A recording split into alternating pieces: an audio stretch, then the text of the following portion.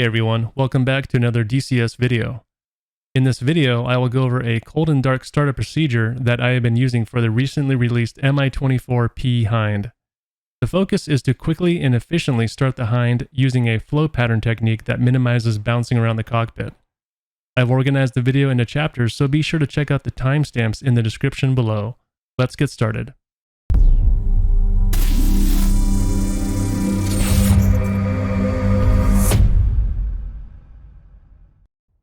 Once situated in the pilot seat, we can begin the pre-start/power-up procedure.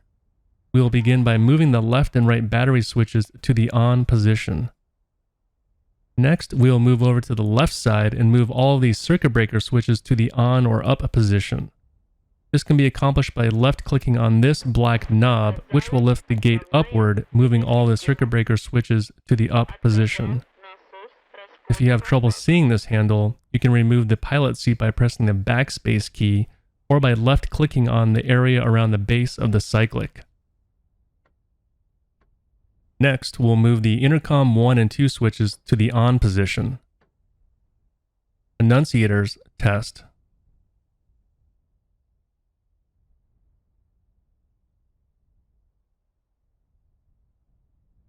We'll move down and ensure that the engine stop levers are in the closed or up position. We will move slightly to the right and down and look at the starting panel switches. Verify the APU and engine mode switches are in the start position. We'll move further to the right and ensure that the door seal valve is closed full right. Moving up, we'll verify the wheel brake light is on. Nav lights as required. Gyro select switch number 1. Flight engine instruments checked and set. And moving down, verify the emergency gear lever is up. Fuel quantity selector in the total position. Map light as required. Cage transformer main. External load switches off. Engine instruments checked. Rotor brake off. Next, we will pan over to the far right and turn on all of the circuit breakers by using the same method we used for the left side. Left click to move this handle up.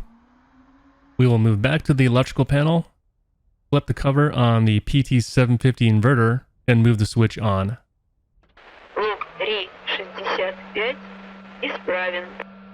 Next, lift the protective cover on the battery power switch and turn it on. Move the AC voltmeter knob to the 115 position and verify the voltage. Next, sweep back to the engine temp indicator test and perform a cold test.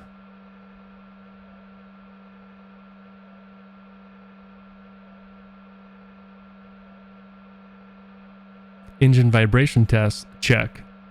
However, that is currently not modeled in early access.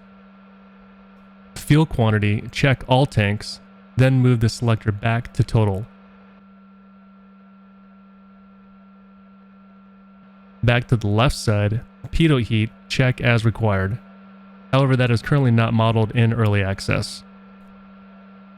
Beacon/strobe to the on position. Fuel system switches on. There should be at least 9 switches to the on position. If you are carrying an external fuel tank, select the external fuel tank switch to on.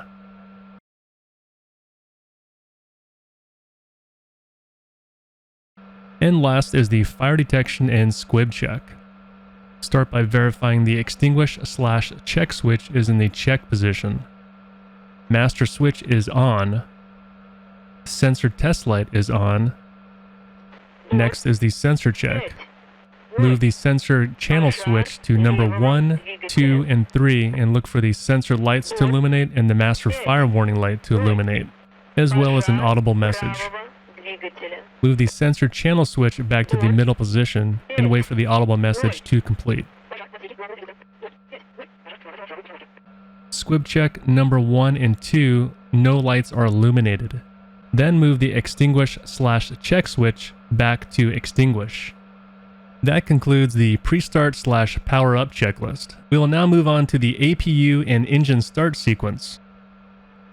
Alright, next we're going to start the APU. It's as simple as coming down to the APU engine start panel. Press and hold the APU start button for at least 2 seconds. You should see the auto on light illuminate. Within 9 seconds, you should see EGT exhaust gas temperature increase. Within 20 seconds, you should see the normal RPM light illuminate. And within 30 seconds, the auto on light should extinguish while the normal oil pressure light should illuminate. Once the APU has stabilized and there is a slight increase in APU pressure, verify the EGT is below 720 degrees Celsius.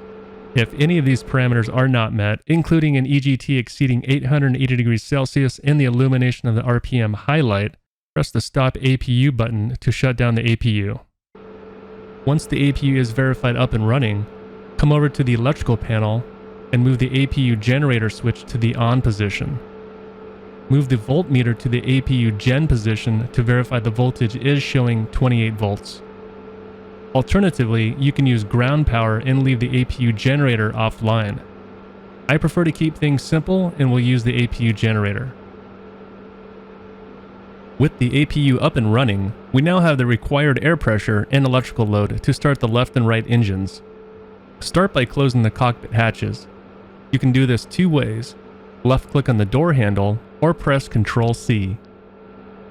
Come down to the engine start panel and verify the mode is in the start position.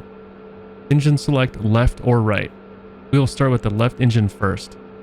Press and hold the start button for at least 2 seconds.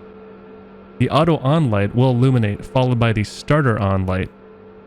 Verify N1 rotation, then move the left engine stop lever to the open position, which will add fuel. Verify engine light off within 5 seconds on the EGT gauge, and the number 1 engine continues to accelerate.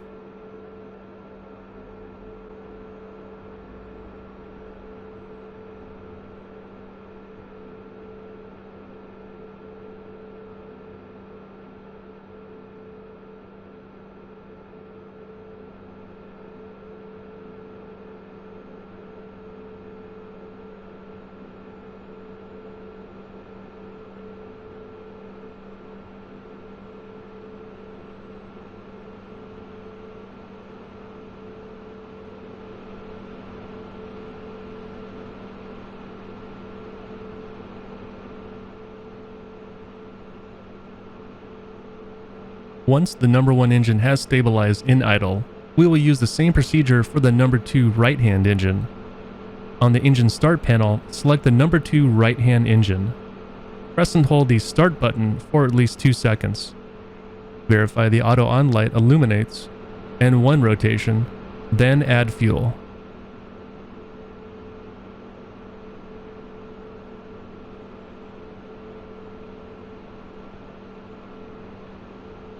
As the number 2 engine reaches approximately 75%, watch the main rotor speed to slowly increase.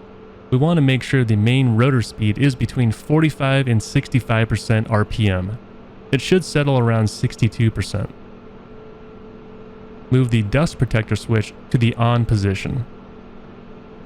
Move back to the engine temp indication test and perform a hot test.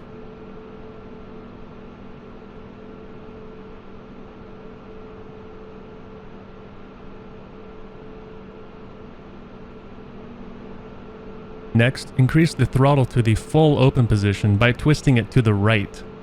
You can do this by pressing and holding the right mouse button and moving the mouse to the right, or pressing the page up button on your keyboard. The main rotor will increase and stabilize at 95%. The left and right engine speed will idle around 88%. With both engines up and running, the last item is to perform a hydraulic system check by moving the hydraulic switch from main to aux and observing the proper illumination of the corresponding lights. Move the switch back to main and close the cover. That concludes the APU and engine startup. Next, we will look at the after start procedure. For the after start procedure, we'll start on the electrical panel. AC generators on. APU generator off, we can then turn off the APU. It's not a big deal if you forget to turn off the APU, as it will automatically shut down after a predetermined amount of time. We will come back to the electrical panel and verify the gen parallel light is on. Next, we'll move the AC transformer switches to the standby position all the way down. We should see 2 lights, then move the switches all the way up to the main position. Next, we'll move the PT750 inverter switch to the off position and verify the cover is closed. We'll move up to the left and right rectifiers and turn those switches on. Next, we'll come over to the main battery switch and turn that off and make sure the cover is closed. Verify the external power switch is off and the GPU is disconnected. On the AC and DC voltmeter, check all positions and verify correct voltage. With the electrical panel all set up, the only light that we should see is the gen parallel light illuminated. Move over to the air conditioning panel and move the blow down air conditioning switch to the condition position. With the electrical and air conditioning set up, move over to the left side and begin powering up the communication and navigation radios by moving the entire row of switches to the on position, including the blink and IFF switches. Turn on and set the following radios as desired: the ARC-U2 radio to on, IFF transponder to auto and operational, JADRO radio as required, course system gyro to mag, and press and hold the sync button for at least 5 seconds. ARC-15 radio to comp, and the R-863 radio as desired.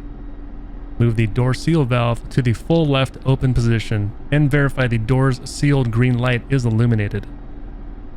Next, move up to the attitude indicator gyro number 1 and 2 switch. Press and hold the cage buttons and watch the flags disappear on the attitude indicators themselves, and verify the attitude indicators are aligned with the horizon. Next, verify the heading indicator matches the magnetic compass. I see 060 and 060 on the magnetic compass.